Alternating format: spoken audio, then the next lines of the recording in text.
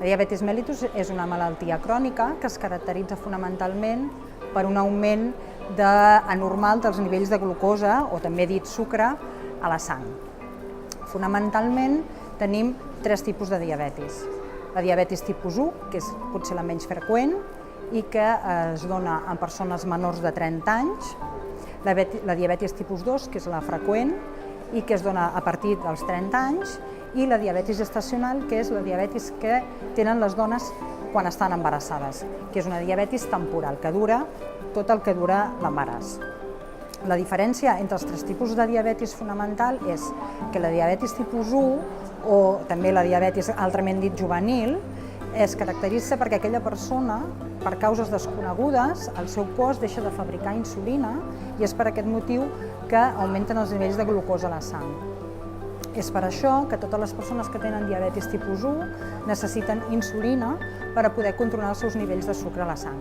Els símptomes poden ser molta set, orinen moltíssim, s'aixequen moltes vegades al lavabo a la nit i perden pes.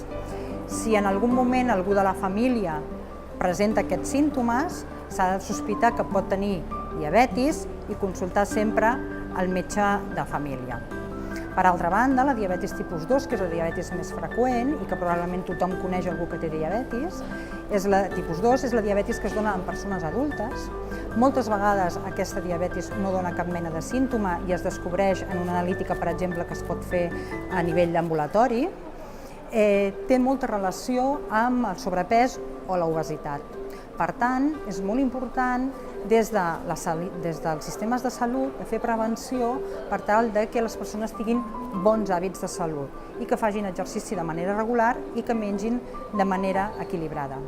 Sí que és cert que, tot i que la diabetis tipus 2, que és la diabetis de l'adult, que està relacionada amb l'obesitat i el sedentarisme, es dona en persones adultes, s'ha vist que en els darrers anys hi ha molta gent jove i molts nens que també tenen diabetis tipus 2 perquè també té relació amb l'obesitat infantil.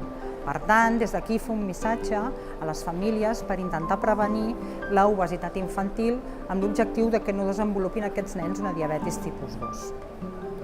Les persones amb diabetis tipus 2, el tractament inicial sempre és dieta i exercici, el següent pas és fàrmacs orals, és a dir, pastilles, i en darrer pas també necessitaran insulina, igual que les persones que tenen diabetis tipus 1. I en el darrer cas, la diabetis gestacional, que és la diabetis de la dona embarassada, és la diabetis que comença i acaba amb l'embaràs. Generalment és una diabetis que no dona cap mena de símptomes i totes les proves diagnòstiques que es fa pel benefici del nadó, és a dir, volem que el nen tingui un pes correcte i que creixi sense cap mena de problema.